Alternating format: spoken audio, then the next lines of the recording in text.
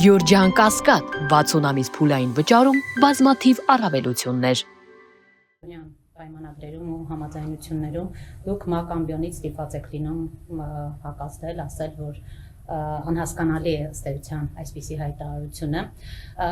Դրանից հետո փաստորեն ՄԱԿ ամբիոնը վերածվում է երկու երկրների միջև հարցեր պարզելու հարթակի, Գյանջայում է միջոցառում տեղի ունենում, որտեղ բռունցք են ցույց տալիս 44 են ներկայացնում գրում եւ այլն։ Հիմա այս ամենի ֆոնին, երբ միակողմանի խոսում եք խաղաղության մասին, արդյոք այսպիսով դուք ցանկալին իրականության տեղ չեք փորձում ներկայացնել։ Նախ գիտեք, ես միակողմանի չեմ խոսում խաղաղության մասին, մենք խաղաղության մասին փաստաթղթեր ունենք ստորագրված։ Եվ բացի այդ, այնպես չի, որ ես եմ խոսում միայն խաղաղության մասին, Ադրբեջանն էլ ըստ էության խաղաղության մասով այդտեղ տարընթերցում եւ տարբերություն մեկնաբանությունների մեջ չկա եւ որոշակի թեմաների հետ կապված եւ ելի ուզում եմ մենք ճիշտ մոտենանք հարցին։ Տեսեք, դուք ասում եք ՄԱԿ-ի ամբիոնը դառնում է ինչ ասցիք։ Որոշակի հարցեր պարզելու։ ՄԱԿ-ի ամբիոնը հենց դրա համար է, որ որոշակի հարցեր ոչ թե պարզվեն, այլ պարզաբանվեն, այլ եւ ՄԱԿ-ի ամբիոնը հենց դիրքորոշումները ձևակերպելու, դիրքորոշումները հնարավորինս մոտեցնելու համար է եւ դա նաեւ իմ մոտեցումն ու ընկալումն է։ Ընդհանրապես, գիտեք ինչ, մենք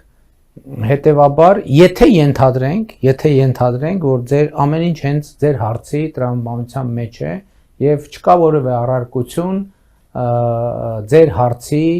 դիտանկյան հետ եւ ինչ հաջորդիվ ինչ ուրեմն այսինքն ինձ այդ ընկալումը որը միջայլոց Հայաստանում կա եւ այդ ընկալումը ծանոթ է նաեւ ինձ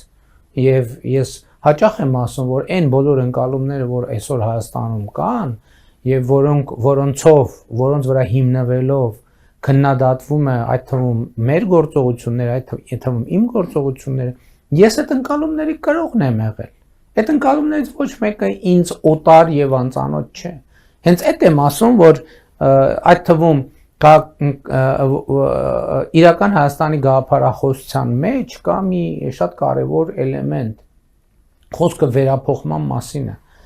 Խոսքը ինքնահայեցման մասին է։ Եվ այնտեղ կան ձևակերպումներ, որոնք հետեւյալի մասին է, ասում ենք, որ ճշմարտությունը, որը հայեցման չի ենթարկվել, ինքը այդ կարգավիճակ կորցնում է։ Ես տեսեք մենք մեր իրականության մեջ հետեւյալն է ամեն ինչ, հետեւյալ դիտանկյունից է դրվում, Ադրբեջանն էս ասեց, մյուսն ասեց, երրորդն ասեց, չորրորդն ասեց, հինգերորդն ասեց, ու միշտ գործնականում միշտ տեսադաշտից դուրս է թողնվում, թերևս ամենակարևոր հարցը, իսկ մենք ինչ ենք ասում։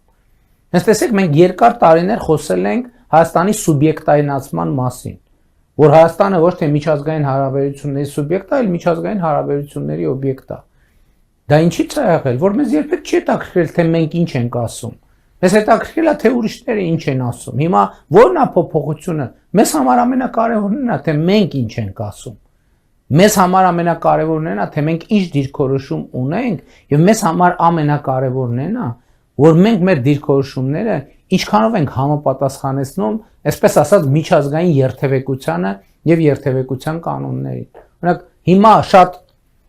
Հայաստանում տարածված խոսույթ է, որ Հայաստանը, չգիտեմ, ում պահանջն է կատարում, մեկի պահանջն է կատարում, Հայաստանը ոչ մեկի պահանջն էլ չի կատարում։ Ես այդ օրինակը մի անգամ բերել եմ, ելի կբերեմ այդ օրինակը, որ մի քանի անգամ եմ բերել այդ օրինակը։ Որ ասում եմ, երբ որ մենք ընդ որում մեր պատմության ժամանակ, մեր պատմության ընթացքում բազմիցս լինում է իրավիճակներ, եղել է իրավիճակներ, կներեք այս համեմատությունների եւ զուգահեռների համար, երբ որ մենք վրաերթի ենք ենթարկվում։ Մենք անդադ վրաերթի ենք ենթարկվում ու այդ վրաերթի արդյունքում ինչ ենք անում, սկսում ենք ասել, որ մարդկային արդարություն, մարդկային աշխարհ, անարդար աշխարհ, մարդկային արդարություն, մենք թքենք քո ճակատին, բայց մենք մեր շուրջը մի հատ չենք նայում։ Կարող է դա նրանից է, որ մենք մայրուղու երթևեկելի մասում ենք կանգնած եւ մայրուղու երթևեկելի հատվածում ենք։ Եվ այն որ մենք ասում ենք ժողովուրդ, եկեք կարողա մենք ոչ թե պետքա մեզ իմացած մեզ ծանոթ մեթոդով ու որտեղից պատահի անցնենք փողոցը, այլ պետքա անցնենք հետիոտնային անցումով։ Դա կարա մեկնաբանվի, որ այն դիմացի վարորդը կամ այն ուրիշ վարորդները սպառնացին մեզ, եւ մենք այնքան թուլամորտ գտնվեցինք, որ սույսի տակ կանգնել։ Մենք այնքան թուլամորտ եւ անկամ պետություն ենք, որ մենք սկսել ենք հետիոտնային անցումով անցնել, մենք այնքան անկամ եւ այնքան թույլ պետություն ենք, որ սկսել ենք երթևեկության կանոններով երթևեկել կամ ուզում ենք սովորենք երթևեկության կանոնները։ Այն ինչ որ տեղի է ունենում, այստեղ է, իմիջիայլոց Հայաստանում կա, չէ, եւ եղել է այդ ընկալումը։ Այ եթե դու կշիռ ունես, դու պետք է որտեղ եթե կարմիր լույսի տակով չես անցնում, ուրեմն դու այդքան էլ քո դերը հանրության մեջ այդքան էլ բան չի։ Հետիոտնային անցում,